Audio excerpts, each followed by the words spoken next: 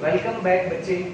अब देखिएगा हमने क्या किया, एक एक करके इनको पढ़ते हैं। सबसे पहले हम पढ़ते हैं स्ट्रक्चरल आइसोमर्स। स्ट्रक्चरल आइसोमर्स क्या था? Compound having same molecular formula but differ in their structures. Differ in their structure. Same molecular formula, compound with same molecular formula but differ in structures। Structure में difference मिलेगा, molecular formula कैसा रहेगा? Same रहेगा।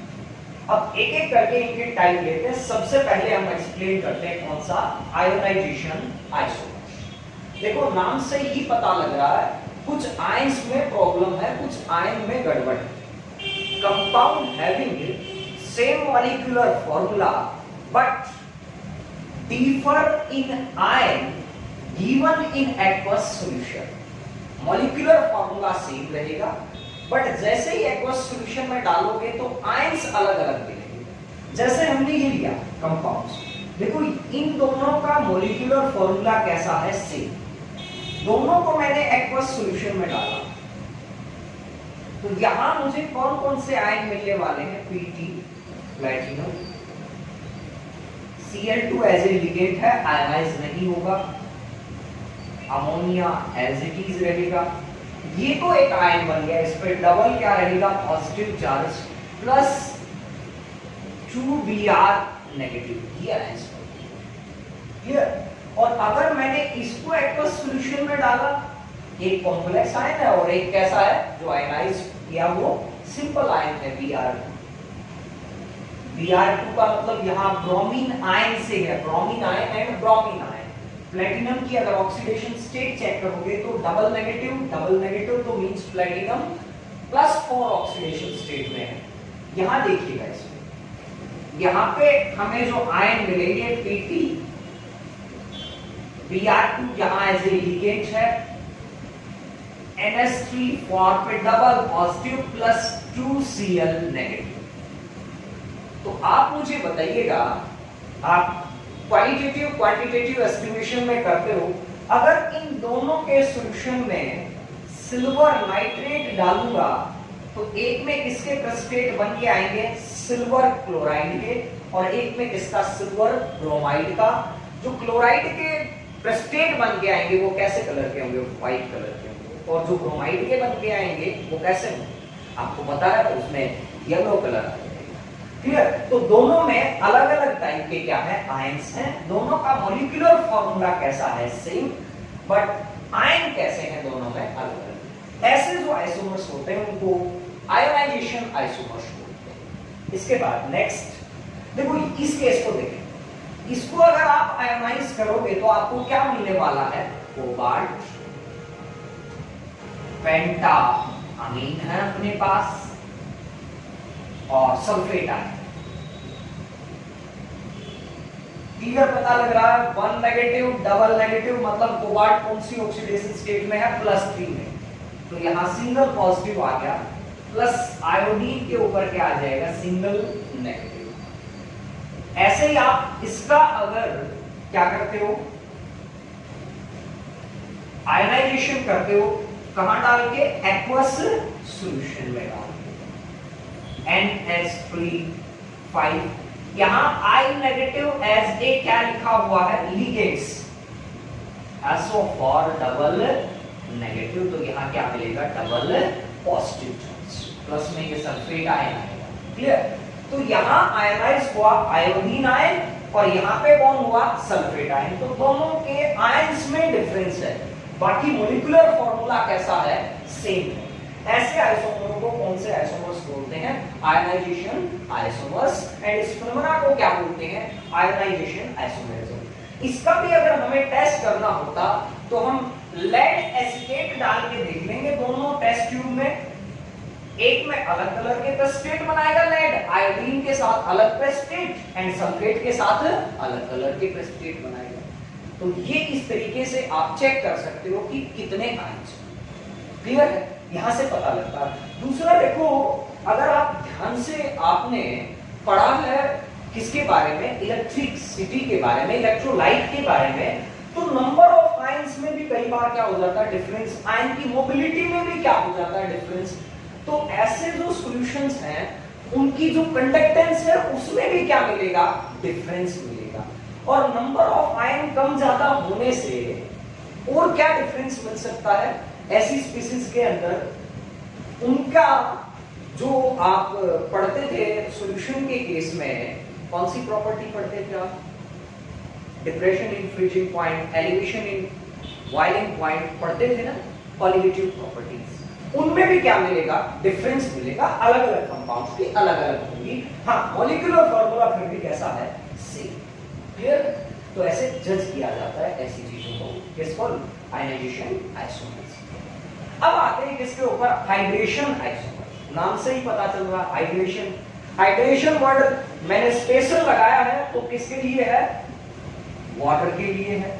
अगर मैं hydration word की जगह solvent word लगाता तो कोई और भी हो सकता था, वाटर की जगह कोई दूसरा सॉल्वेंट एज ए लिगेंड्स वहां क्या किया जा सकता था, यूज किया जा सकता था। वही रहेगी definition, compound having same molecular formula but differ in structure due to difference in number of water molecule as a ligand. और कोई फर्क नहीं है, मॉलिक्यूलर फार्मूला सेम है but as a ligand water क्या है, अलग अलग है। इस केस को देखो आप, यहां 6 के 6 वाटर क्या है, एज ए लिगेंड्स, बट यहां 5 water molecule as a ligand है और 1 water molecule as a crystalline water की फॉर्म में प्रेजेंट है, इसके अंदर क्रिस्टल स्ट्रक्चर में प्रेजेंट है। यहां पे सिर्फ 4 वाटर मॉलिक्यूल किसका काम कर रहे हैं, एज ए लिगेंड्स का काम कर रहे हैं, बाकी 2 वाटर मॉलिक्यूल क्रिस्टलाइन वाटर की तरह बिहेव कर रहे हैं। हाँ, वाटर मॉलिक्यूल सब में है क्या, बराबर। यहाँ 6 वाटर मॉलिक्यूल है, 5 + 1 6 है, 4 + 2 कितने हैं, 6।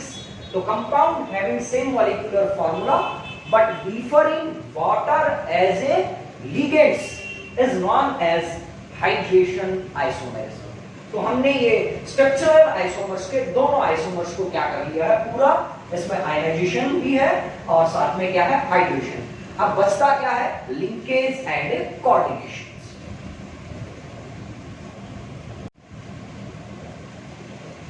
ओके स्टूडेंट्स, अब हम आ गए हैं टाइप 3 पे, क्या है, लिंकेज आइसोमरिज्म।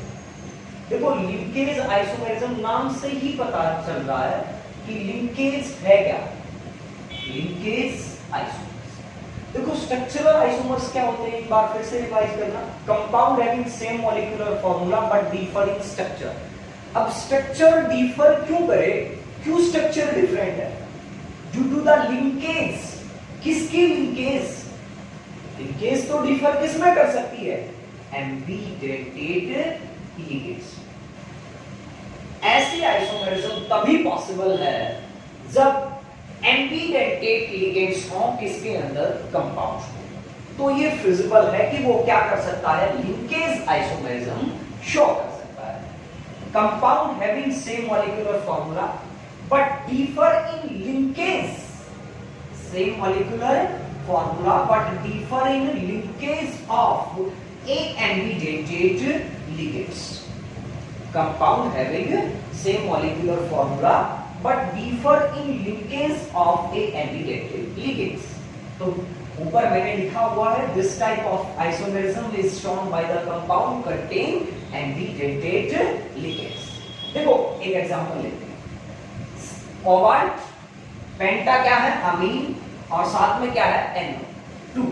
आपको NO2 का पता है कि उसमें ये सिचुएशन है कि नाइट्रोजन भी डोनर का काम कर सकता है, इसको हम ऐसे लिख लें तो, और इसमें इसको हम ऐसे लिख डालें तो ऑक्सीजन भी किसका काम कर सकता है, डोनर का काम कर सकता है। ऐसा ही हो रखा है, यहाँ नाइट्रोजन ने लोन पेयर डोनेट कर रखा है, यहाँ ऑक्सीजन डोनर है।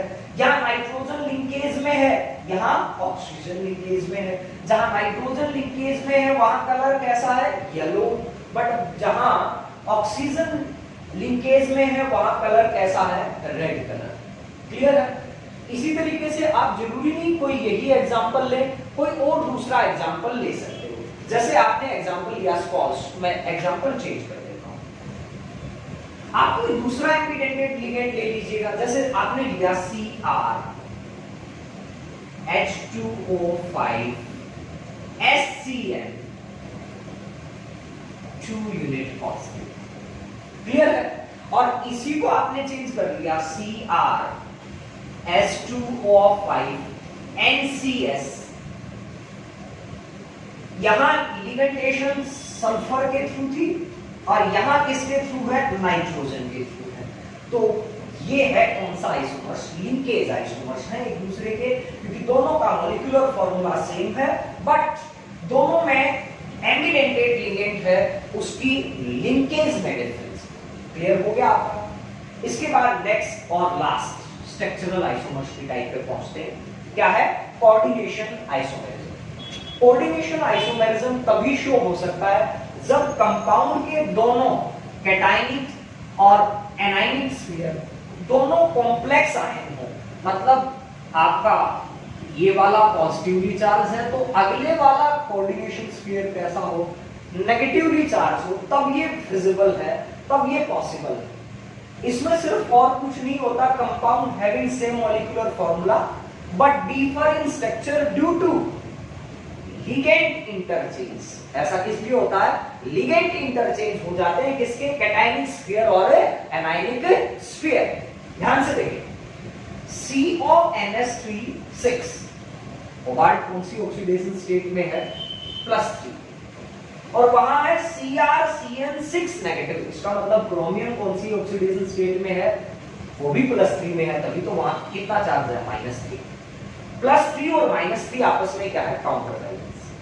अब क्या किया, क्रोमियम के साथ जहां साइनाइड था, यहां क्रोमियम के साथ क्या है, अमोनिया, कितना चार्ज आएगा, +3, क्योंकि क्रोमियम +3 ऑक्सीडेशन स्टेट में है, और वहां कोबाल्ट के साथ अब कौन आ गया है, साइनाइड, तो कितना चार्ज आएगा, -3। तो आप देखिएगा जो कैटायन और एनायनिक स्फीयर है उनमें सिर्फ क्या एक्सचेंज हुआ है, लिगेंड एक्सचेंज हुआ है। यहाँ कोबाल्ट के साथ अमोनिया था, यहाँ कोबाल्ट के साथ साइनाइड है, यहाँ क्रोमियम के साथ साइनाइड था, यहाँ क्रोमियम के साथ कौन है, अमोनिया। ठीक है, इसके बाद नेक्स्ट एग्जांपल देखिएगा, कॉपर के साथ अमोनिया है और यहाँ इसके साथ प्लेटिनम के साथ कौन है, क्लोराइड है। दोनों ने आयन क्या कर लिए, एक्सचेंज। यहाँ प्लेटिनम के साथ कौन है, अमोनिया, और कॉपर के साथ क्या है, क्लोराइड।